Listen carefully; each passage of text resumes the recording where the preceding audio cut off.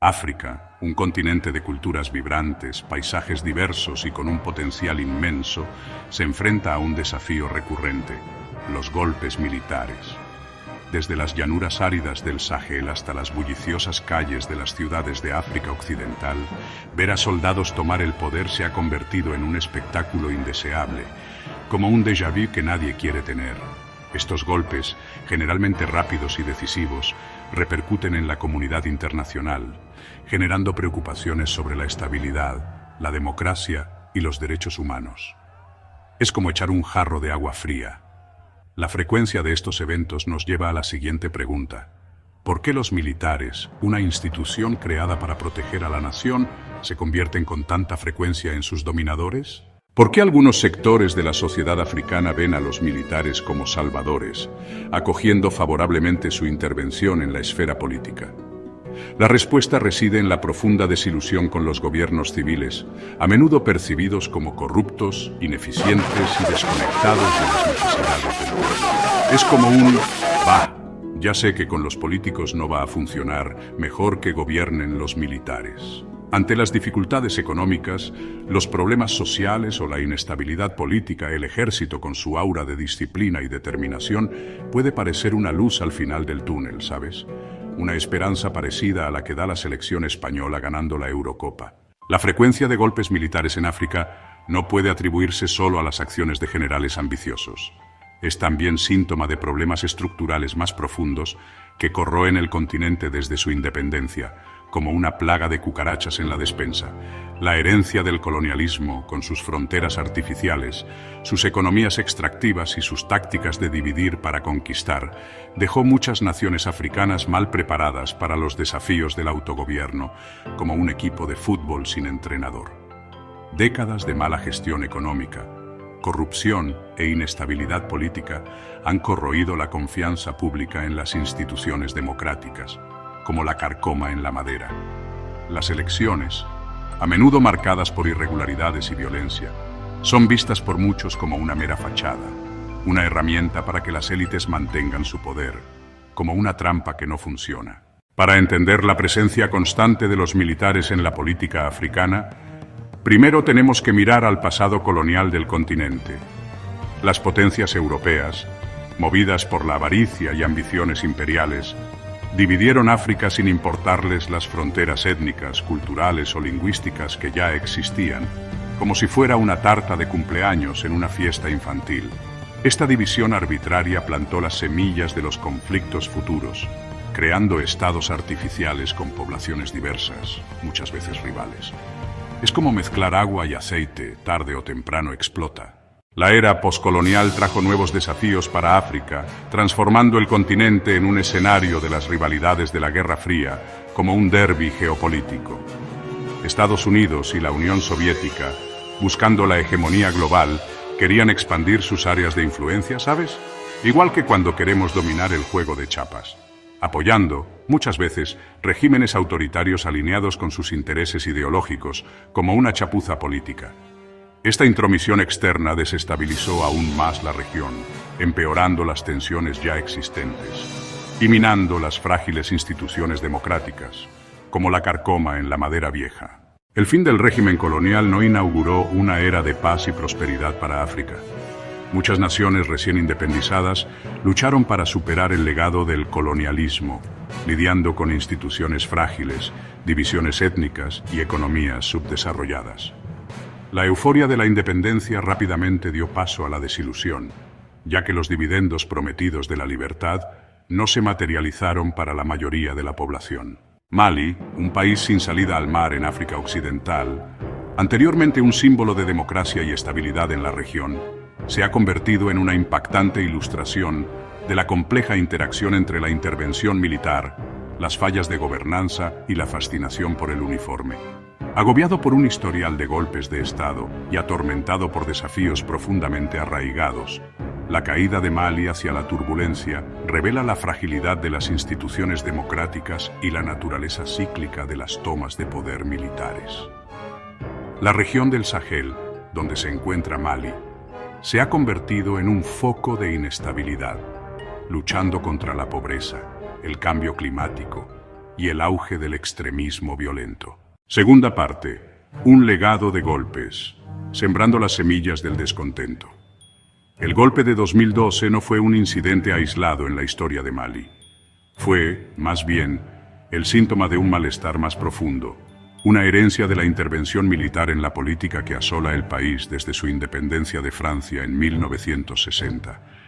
El primer golpe de Mali, en 1968, liderado por el teniente Moussa Traoré, inauguró una era de régimen autoritario que duró más de 2 décadas.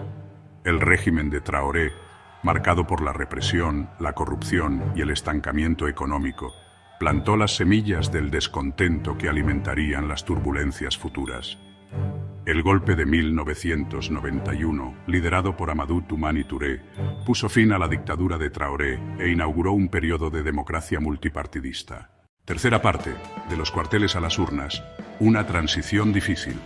La comunidad internacional, alarmada por el deterioro de la situación en Mali, intervino para apoyar el restablecimiento del orden constitucional. Las fuerzas francesas, en el marco de la Operación Serval, desempeñaron un papel crucial al repeler a los militantes islámicos de los grandes centros urbanos. La misión multidimensional integrada de las Naciones Unidas para la Estabilización en Mali, también conocida como MINUSMA, fue creada para apoyar el proceso de paz, proteger a los civiles y promover los derechos humanos. La transición a un régimen civil estuvo repleta de obstáculos. Primera parte, Níger, un país rehén de su historia. Níger, una vasta nación sin litoral en el corazón del Sahel, ilustra de manera impresionante cómo el legado histórico, la inestabilidad política y la fascinación por las soluciones militares pueden atrapar a un país en un ciclo de golpes de Estado y subdesarrollo. A pesar de sus abundantes recursos minerales, Níger sigue siendo uno de los países más pobres del mundo, con su población sufriendo de pobreza crónica, hambre y un ambiente de seguridad precario, como lo que vemos en Brasil con nuestros héroes de la Lava Jato. Las raíces de las dificultades actuales de Níger son profundas, vinculadas al legado del colonialismo francés, que dejó al país con instituciones frágiles, fronteras artificiales que atraviesan grupos étnicos y una economía fuertemente dependiente de la exportación de materias primas, muy parecido a nuestra relación con Portugal, ¿verdad? La historia de Níger está marcada por golpes de Estado, cada uno dejando un rastro de promesas incumplidas y un creciente escepticismo público sobre la posibilidad de un verdadero cambio democrático. Es como un déjà vu, ¿sabes? El golpe de 1996, liderado por el coronel Ibrahim Baré Mainasara, derrocó al gobierno democráticamente elegido del presidente Mahamadou Ousmane, prometiendo restaurar el orden y reactivar la economía, igualito que tantos otros. Sin embargo, el régimen de Mainasara no fue diferente de sus antecesores, marcado por represión, corrupción y estancamiento económico. Una auténtica bola de nieve. El ciclo recurrente de golpes de Estado e inestabilidad política en Níger ha tenido un impacto devastador en las perspectivas de desarrollo del país, atrapándolo en un círculo vicioso de pobreza, inseguridad y subdesarrollo. Es como ese dicho, cambiar 6 por media docena nunca cambia nada. Cada golpe, independientemente de las intenciones de sus líderes, ha perturbado la gobernanza, corroído las capacidades institucionales y socavado el Estado de Derecho, creando un ambiente propicio para la corrupción, la impunidad y la falta de responsabilidad. Parece la política española, ¿verdad? La amenaza constante de intervención militar también ha desalentado la inversión extranjera, sofocado el crecimiento del sector privado y desviado recursos escasos de servicios sociales esenciales, como educación, sanidad y desarrollo de infraestructuras. Es como intentar llenar un colador, una lucha perdida.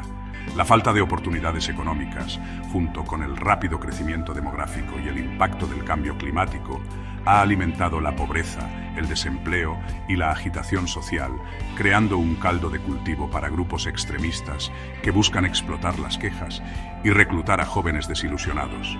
Es la receta perfecta para el desastre, por desgracia. Burkina Faso, un país sin salida al mar en África Occidental, arrastra una historia marcada por golpes militares, cada uno demostrando la fascinación persistente por la figura del soldado salvador, como una especie de superhéroe de la nación. Sin embargo, tras el barniz de las rápidas tomas de poder y las promesas de cambio, se esconde una nación que lidia con las duras realidades de este patrón recurrente, como un ciclo sin fin. El fervor revolucionario que una vez inspiró esperanza, personificado por la figura emblemática de Thomas Sankara, se ha disipado. Esa esperanza ha dado paso a un ciclo de inestabilidad que continúa obstaculizando el progreso del país, como un coche atascado en el barro. Conocido como Alto Volta antes del gobierno de Sankara, Burkina Faso lleva mucho tiempo luchando contra la pobreza, la desigualdad y un sentimiento de marginación en el escenario global, casi como un equipo suplente en el Mundial. Segunda parte, una historia marcada por golpes de Estado, de Sankara a la actualidad. El espectro de Thomas Sankara planea sobre la historia de Burkina Faso. Oficial carismático, portador de una visión revolucionaria, Sankara tomó el poder en 1983, prometiendo transformar el país en un modelo de autosuficiencia y justicia social. Sus ambiciosas reformas, enfocadas en erradicar la corrupción, promover la igualdad de género y mejorar los servicios de salud y educación, cautivaron la imaginación de muchos, especialmente de los jóvenes, que veían en él un líder verdaderamente dedicado a sus aspiraciones. Sin embargo, el mandato de Sankara fue trágicamente interrumpido en 1987, cuando fue asesinado durante un golpe de Estado liderado por su amigo cercano y camarada, Blaise Compaoré. El régimen de Compaoré marcó el inicio de una era de régimen autoritario que duró casi 3 décadas. Tercera parte, el precio de las revueltas perpetuas. Una nación a la deriva. En enero de 2022, la frágil democracia de Burkina Faso fue de nuevo rota por un golpe militar. El teniente coronel Paul-Henri Sandaogo Damiba, alegando la incapacidad del gobierno de Kaboré para lidiar con el deterioro de la seguridad y mejorar la economía, tomó el poder, prometiendo un retorno a la estabilidad y una atención renovada a la lucha contra el terrorismo.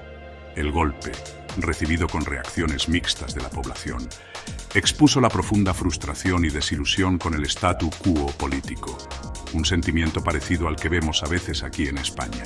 Sin embargo, la Junta de Damiba se enfrentó a muchos de los mismos desafíos que sus predecesores. La situación de seguridad continuó deteriorándose, con los ataques yihadistas volviéndose más frecuentes y mortales, desplazando a cientos de miles de personas y creando una crisis humanitaria. Las tácticas duras de la Junta, incluyendo restricciones a la libertad de expresión y de reunión, atrajeron críticas de grupos de derechos humanos, generando preocupación por un retorno al autoritarismo. Primera parte, Guinea, una revolución traicionada, una nación a la deriva.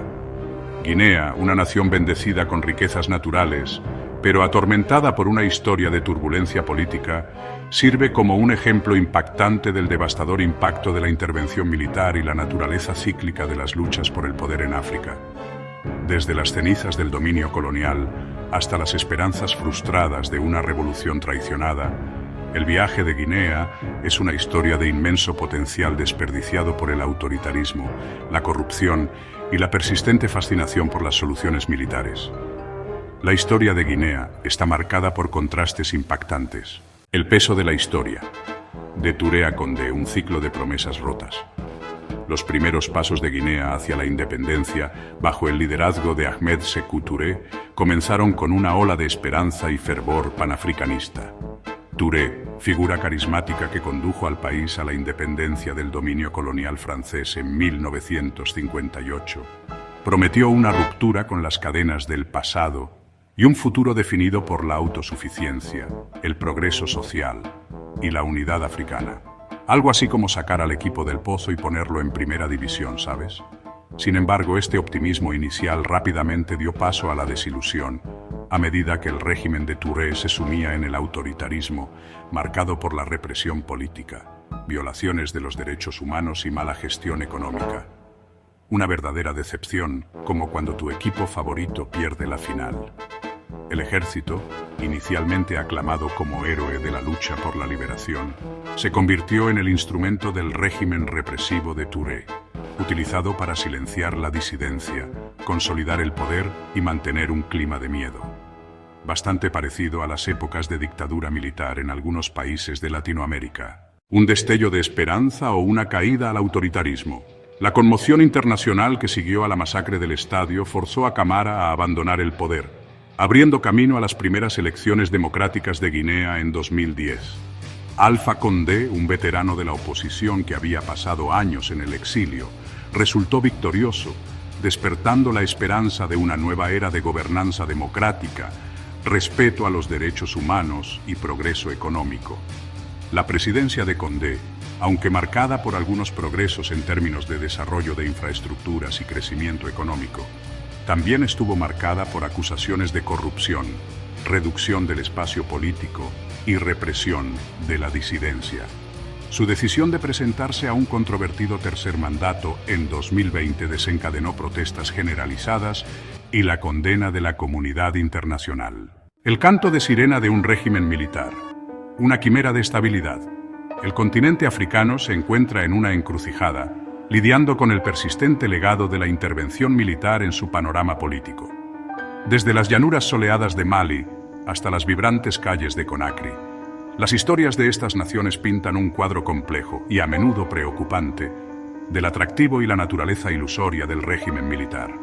El canto de sirena del soldado Salvador, prometiendo estabilidad y orden en medio del caos de los supuestos fracasos civiles, ha demostrado ser una melodía peligrosa y a menudo autodestructiva, como pegarse un tiro en el pie.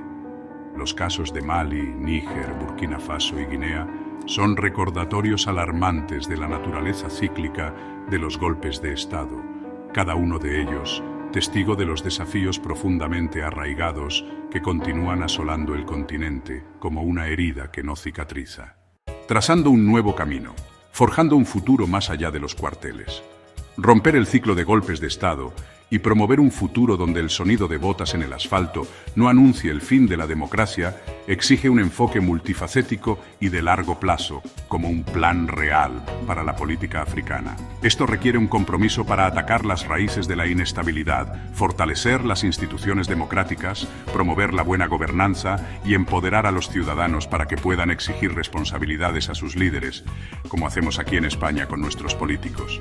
Invertir en educación, sanidad y oportunidades económicas, especialmente para los jóvenes, es esencial para crear una sociedad más justa e igualitaria, como una especie de ingreso mínimo vital continental. Una sociedad donde el atractivo de las soluciones rápidas y la promesa de soluciones militares pierdan su encanto, como las promesas de los políticos en época de elecciones.